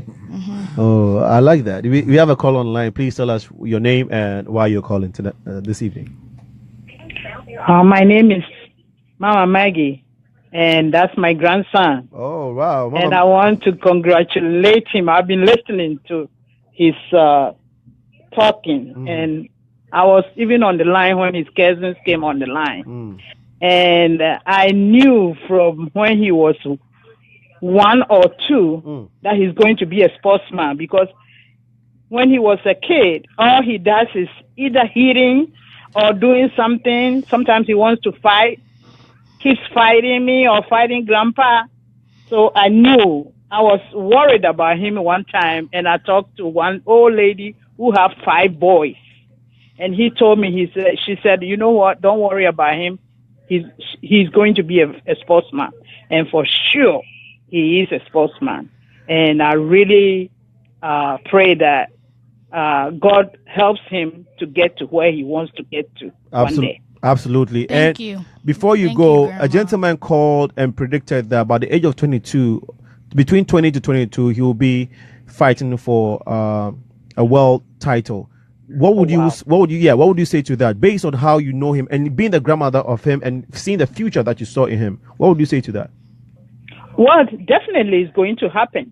Amen. Yeah, definitely. Amen. Unless he just don't want to fight anymore, but he can make it. As long as he wants to fight, yes, that is waiting for him. Yes. If the Mike Tysons did it, and why not? Why not him? Oh, that's my God. right. That's right. Thank you so much for your contribution. Oh, you're welcome. Bye-bye. Bye-bye. Jojo, bye-bye. Bye-bye, Grandma. All right, Mousy just joined us. Asamoah Daniel is also here. We will go for a short musical break and then continue the conversation right after. Oh, yeah. I have the heart of a champion. Heart of a champion, yeah. It's my time, it's my place, it's my destiny. No one can take away what was meant for me. My granny said, what for you can be and for you. No man never see where God plan for you, yeah. The best is yet to come. If I believe I can, I will. No holding back, no giving in. 'Cause I know I was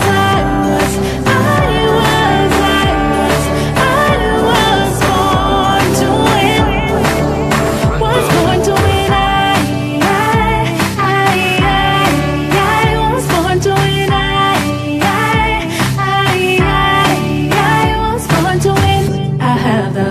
Of a champion. I have the heart of a champion. Through the pain, through the dark night, through the storm, I remain and I strive. I will carry on. Yeah.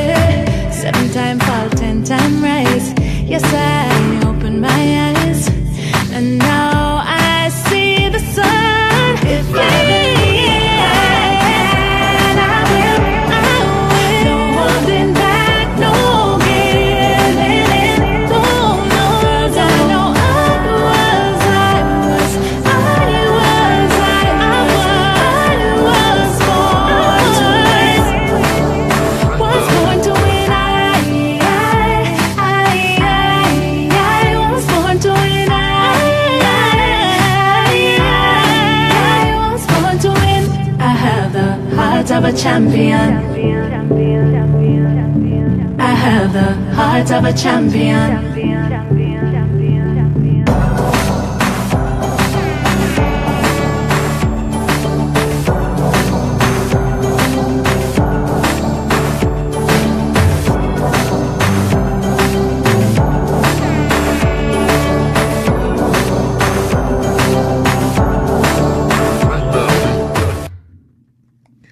Hello, this is the Progressive Mind Show, and we are talking to the Exterminator. He's been telling us about his most recent exploits, and the one he's had in during the year.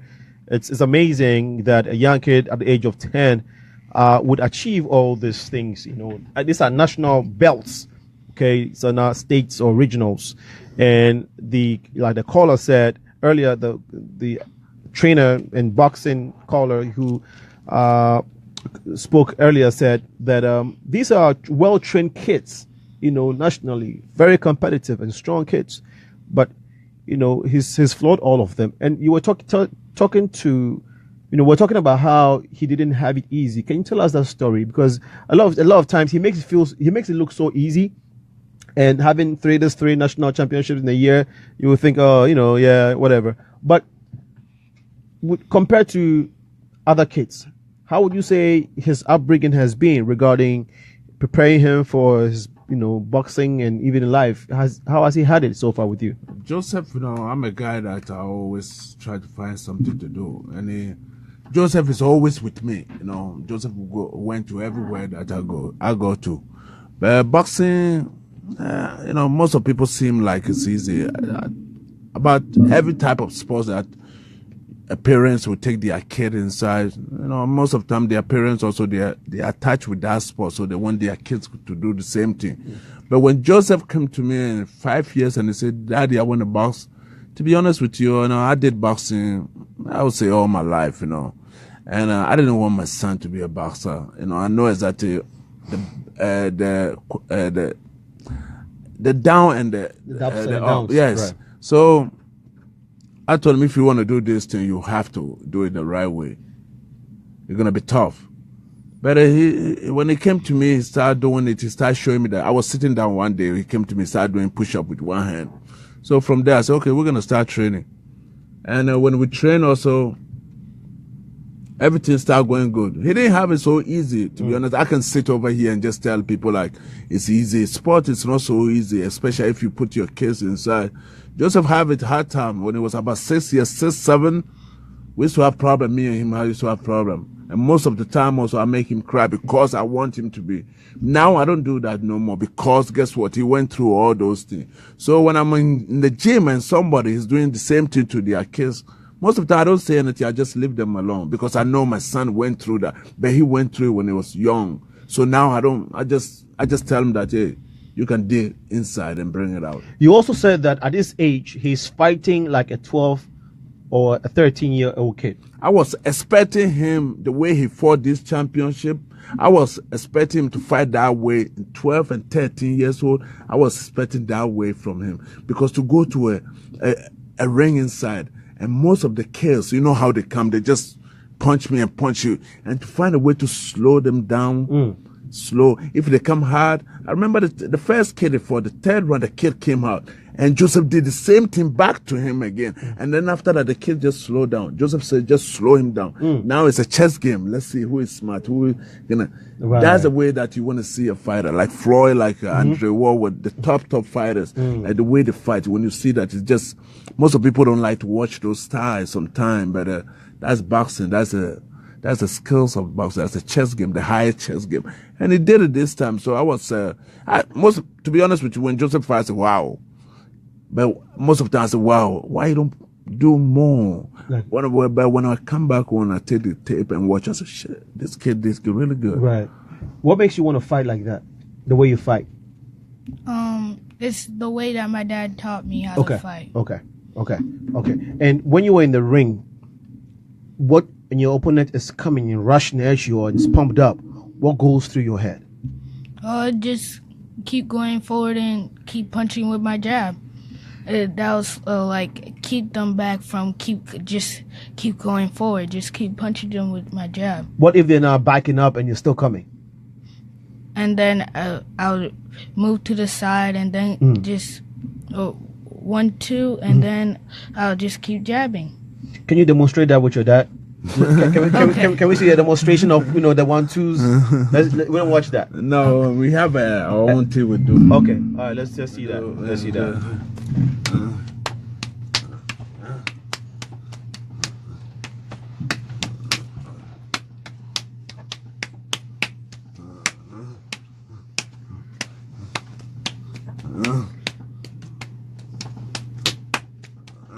All right.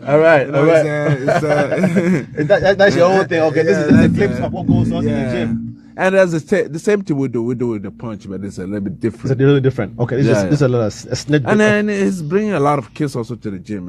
It's not just him. I have a lot of kids who are doing good, and I hope that all of them also follow his footstep and the way that I train the other kids. I train them also the same way. I train so he can see that, especially when he's doing something wrong, make sure he pick it up, because other kids also are watching you. Right. So people are saying that they predict that at this age you'll be this and all that. In your own head, inside you, how do you see yourself in the next? Do you have a projection? Let's say, when I turn 18, I want to be like this. Do you have those things going on in your head? Yeah, I do have those things. Like, I planned out what I want to do for my lifestyle, what I want to happen. Okay, so you also want to be a world champion at a certain age? Yes. And you have that in your head, but you don't want to share it with you don't want to share it, right? That's your own secret. I could share it. Daddy, would you want him to share it? No, he can do whatever. No, Joseph don't show. Especially when we go to a fight. You know how the kids they come and all of them are sharing. He just walk like there's nothing. He just, I don't know why. Sometimes I just tell him, I say, man, bring some energy out, man. He just the kids they like to talk. Right. They like to, What makes you keep your cool? Yeah. I don't know. So nothing scares you, even when the kids are going wild. You don't get scared. No. And they like to talk especially the kids, when they're gonna fight and they see that they're gonna fight you. They like to show up and start talking big. So start talking how many fights they have, right? And how they want to say more fights, so you can see your energy will go down. And and he don't say they just watch. And that doesn't affect you. No. It just keeps me to know that I'm fighting this person. I need to bring my game out and do my best to win this fight. What helps you to stay focused? To stay focused during the fight? Think about what to do. Thinking about what to do in the fight. Okay, so your mind is on your strategy. You're not paying attention to what you're doing or the distraction outside. Yes. It's your strategy on how you can win the fight. Yes. And when you're fighting, do you have knockout in your head, or you're just hoping that, okay, let me get through this fight by jabbing this guy? It depends on what's going to happen. If there's a knockout going to happen, it's going to happen. So you don't plan for a knockout. You just go and you say, you know what, I want to win this fight regardless of how it happens. I just want to win the fight. I know that you like dancing and you love music. Is there a favorite music? My favorite person that does music is Eminem. Okay. He's my favorite rapper. Why do you like Eminem? Because when I was little, that was like the only thing I mostly listened to. Okay. All right. And you like dancing too? Yeah. What kind of dance? Salsa? I have a dance class that I go to. I do tap dance and hip hop. Wow. So you do this in addition to your schoolwork?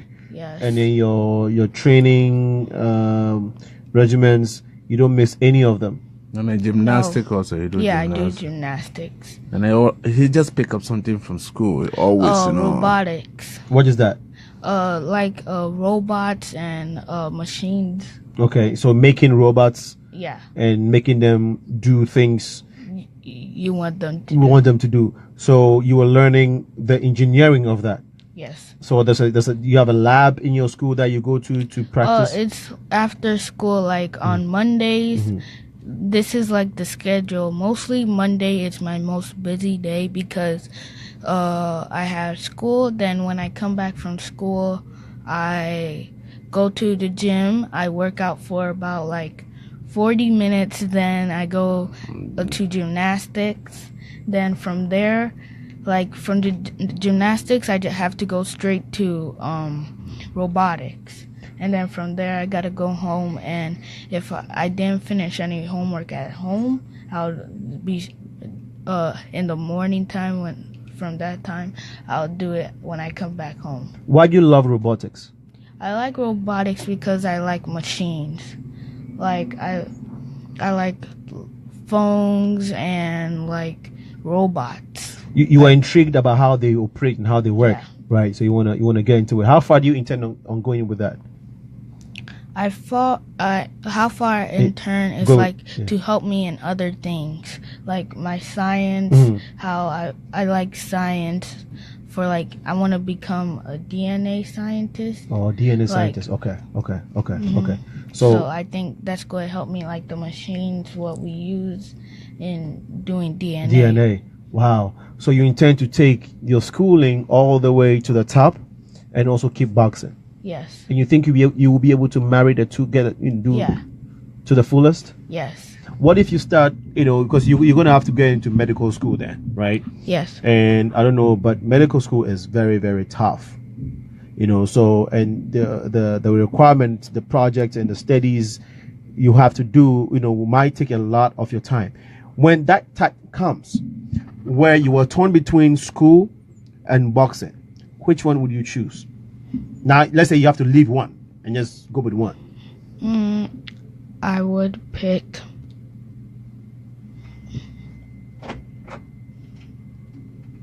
That's difficult, huh? Yes. Okay. But now you're 10. I'm sure that the next 10 years or the next 5-7 years, when you get to that bridge, you'll be able to cross it. Yes. Yeah, it won't be a challenge. And we are hoping that you'll be able to do that too. But we have a caller on the line. Is he ready?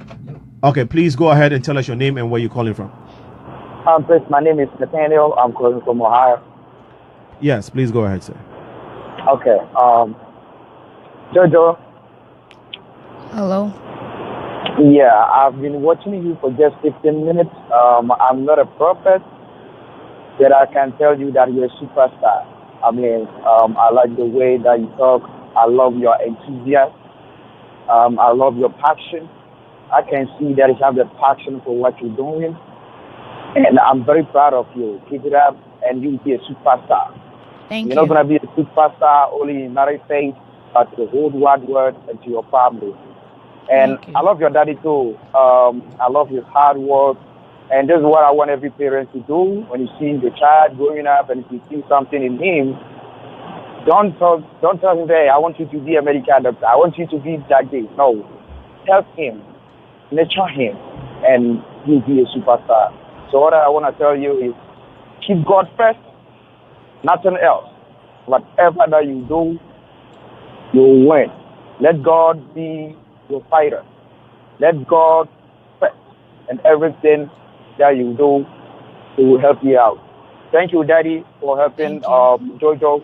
Thank you for your family. We are here to praying that everything will be successful. I would like to meet him one day. I love kids and I love. See, I didn't have time for this. I wanted to be a footballer when I was back home, Ghana. That the moment that you're playing soccer, your mom will come and tell you, hey, come and practice, come and do this. So we didn't have time to, showcase our talent. So if I see a young guy like this having that kind of talent, I'm very happy. I'm very pleased that he has showcased his talent to the world. That this is what that you want to be. If you listen to him, he's kind of multi-talented. Yes. He's not like only for boxing. He's into robotics and those kind of stuff. The guy is multi-talented and the guy is a superstar. I see him as a superstar sitting there. Yes. So all that I'm saying is thank you, the BJC. for also letting our community to know this kind of people, that we have some young guys in our community that they want to do something for their family and for our nation. So I will end here. May God bless everybody. And we're going to be coming to Ohio also. Last time we took a picture with Adrian Broner, trainer, and maybe this Saturday they have the Silver Gloves National coming up. The state is coming up, and after that, next year we're going to be coming to Ohio most of the time, maybe 3 times a month. Okay. I have to keep him busy. When it starts getting 11, 12, I have to keep him busy a little bit. Most of the time we go to a fight. We go to a tournament. He's the one who have the less fight. Most of the less fight. He have less fight than anybody that he meet in a tournament. I'm trying to keep him a little bit busy. Most of the time, the fights most of the time nobody want to fight him. So around here, I just put him on to fight 12 years old kids that who are older than him, who he don't supposed to fight in a tournament, but he have to fight it because the kids at his age, they don't want to come in the ring with him. They don't want to go in the ring. Now, Nathaniel, thank you so much for calling. You want to spread the word in Ohio about WGHC, what we're doing here. And you want to go on Facebook and look for Progressive Minds. Every Tuesday will be coming your way, 7 to 9 p.m. with wonderful programs like this, okay? All right. Thank you very much. You're welcome. Thank you. God bless You're you. welcome. Thank you. God bless you too. You're still listening to the WGHC 98.3 FM, your voice, your music, your station.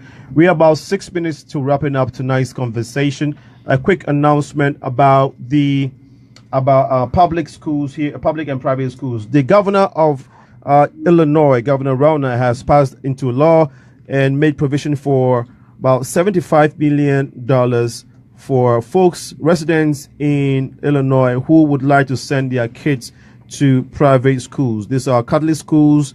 The eligible schools are Catholic schools. So if you are interested in moving your ward from public to a private school, or if you are yet to send them to school, high school, you want to check out any of the Catholic schools in your community and sign up your kids for this private schools. It's based on a first come, first serve situation. So you want to take advantage of the $75 million has been allotted to residents of Illinois to send your kids to private schools, to Catholic private schools, if you so wish. Okay. Tell us again about not challenges, but some of the sacrifices you have had to make as a parent to help him get to where he's gotten to. The sacrifice is just to have like everybody, to have time for your kids. That's it. Most of us, when we have kids also, sometimes we are tired with all that job and also paying a lot of stuff that you need in your life. And sometimes also we don't need those stuff, but we pick up things that we have to. So sometimes we don't have time for our kids, but I try to make the time that I try to make my financial a little bit less so I can have time for my kids. Okay, so you said something. You try not to seek for too much money or not to chase so much money in order to have time for Jojo. Yeah, to have time for my kids, not to pick up things that I always have to pay. Okay. Pay every month. Okay. I have to change the money to pay. I try to pick up things. I try to have the car that I don't have to pay. Find the car that I can buy that I don't have problem. Anything that I'll buy, I don't have problem paying it. Not to change those things. Just have time for my kids. I try to enjoy them a little bit. It's just something that is profound, and all the I guess you're trying to say is that instead of maybe getting a BMW or getting the latest TV that just came out, all those things that you have to pay, maybe make monthly payments for, maybe you might want to get a very affordable and durable car instead of making monthly car payment, just so you can invest more in your kids and have time for them. Pick up a car. Most of the time when I want something new, I go to Chevy in Joliet, and then I find a way they have everything that it fits you really good. That they don't push it to you. They make sure that it's comfortable for you to pay it. You know, so that's the thing that most of the time I do, so I can have time for my kids, not just him, all of them. I have 3 kids, you know, I try to pay attention to all of them. That's wonderful, and that's beautiful. That's very motivating. We only have 2 minutes left. One more announcement before we wrap up the show this evening. On the 20th, on the 20th of December, which is coming Thursday, actually tomorrow, right? Hold on one second. Let me get this date right. Okay. All right. We would come to that announcement in a short while. But before that, Jojo, we know that there are so many. You're going to be training for your next fight next month.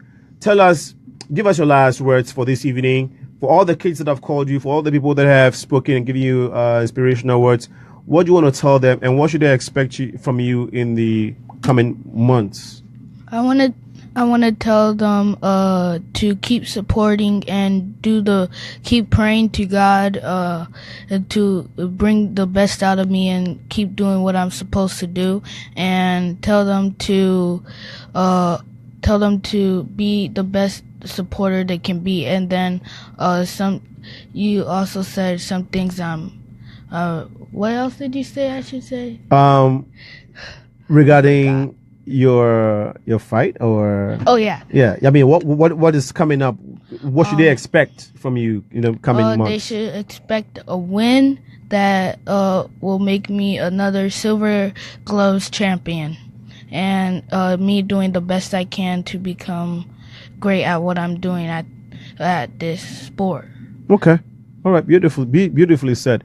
All right. So I have the information now. On the 20th of December, at the Thompson Center, here in Chicago, you want to join global citizens who are going to be walking for Libya. It's Take Action for Libya Walk, and it's going to be at the Thompson Center. There was a change in venue. It was supposed to be the Daily Center. It was supposed to be Daily Center, but a little bit of changes. I mean, we had to change it basically. So it will be at the Thompson Center on the 20th of December between 10 a.m. to 12 noon. Join global citizens. Reverend Jesse Jackson will be there, and other dignitaries. The Libya ambassador, we are hoping to get him there. So we can take action against Libya, against slavery going on in Libya. All right. So we are hoping to see you on the 20th. If you live in Chicago or around, if you want to travel and come around, that's fine. Let's take this walk in our lifetime. The slogan, the hashtag for this walk is "Not in my lifetime." Slavery, not in my lifetime. So you want to hashtag it everywhere you are. Not in my lifetime. Stop slavery for Libya. All right. Okay, so our program has come to an end. We are a minute past 9 o'clock. We want to wrap up the evening show. Joseph Senior, please give us your last words. He's giving us his last words. Please go ahead so we can wrap up tonight. It's a lot of people that will help me to get to this level also. They help me with money and everything. And I say thank you for everybody who was helping my son. One day you guys are all going to reap the benefit. Thank you. And if they want to help him more, where should they go and how can they? Most of the time, most of the people, you go to Facebook, josephawinonyga.com, you can send any information over there if you anything that you want to help. You can send that. You can contact us in Joseph Awinonyga Facebook. Okay. All right. This show also was brought to you by Abyss Markets in Romeoville. Check out Abyss Market for all your Afro produce. You can also pay all your utility bills. It was also supported by Wave, the new way of sending money to Ghana. It's by mobile money. If you have a relative who uses MTN or Tigo, the new way of sending money to that person is Wave. It's an app you download from the Google Play Store or the App Store, and then you can just send money anytime, anyway, any day to Ghana. Any amount is fine. If you do it the first time and you use the promo code WGHC, your recipient will get $5 additional. Okay. And Makola in Chicago has also been supportive of us. Grace African Restaurant here is also one of our sponsors. Kaneshi Market has been grateful. It has been very helpful to what we are doing here. Please go on Progressive Minds, share the feed. Tonight's conversation, do not just watch it. Please share the feed, okay? So that it can continue rolling, so we can keep promoting our own. On tonight's Business Forum, we're glad to come your way with promoting our athletes, our next champions. We spoke to Abdul Razak, the first Ghanaian MMA fighter in the UFC organization, and our own Jojo, who is the Exterminator, who has just won his 3rd national championship. On the 1 and 2s has been Gio, who has been excellent and helped us. We try to improvise and show you some videos. It wasn't done the way you expect. We hope that, you will give us some more money, and God will bless us with some more money so we can go high tech, so we can give you the best of the best. Next week, we're going to be having a wonderful conversation. We're going to be bringing the commissioner for Chicago Housing every Tuesday. You don't want to miss it, from 7 to 9 p.m. on the Progressive Mind Show. Remember, to whom much is given, much is required. This has been Alinko, your host. We shall be in tune next week. God bless. Bye-bye. I guess I had to go to that place to get to this one. Now some of you might still be in that place. If you're trying to get out, just follow me. I'll get you there. You can try and read my lyrics off of this paper before I lay 'em, but you won't take the sting out these words before I say 'em. Cause ain't no way I'm gonna let you stop me from causing mayhem. When I say I'm gonna do something, I do it. I don't give a damn what you think. I'm doing this for me. So the world feeding beans is gassed up. Everything's just stopping me. I'ma be what I set out to be, without a doubt, undoubtedly. And all those who look down on me, I'm tearing down your balcony. No ifs, ands, or buts, don't try to ask him why or how can he. From Infinite down to the last relapse album, he's still whether he's on salary, paid hourly, until he bows out or he just bows out of him. Whichever comes first, for better or worse. He's married to the game, like a f*** you for Christmas. His gift is a curse. Forget the earth, he's got the urge to pull his from the dirt and the whole universe. I'm not afraid to take a stand, Everybody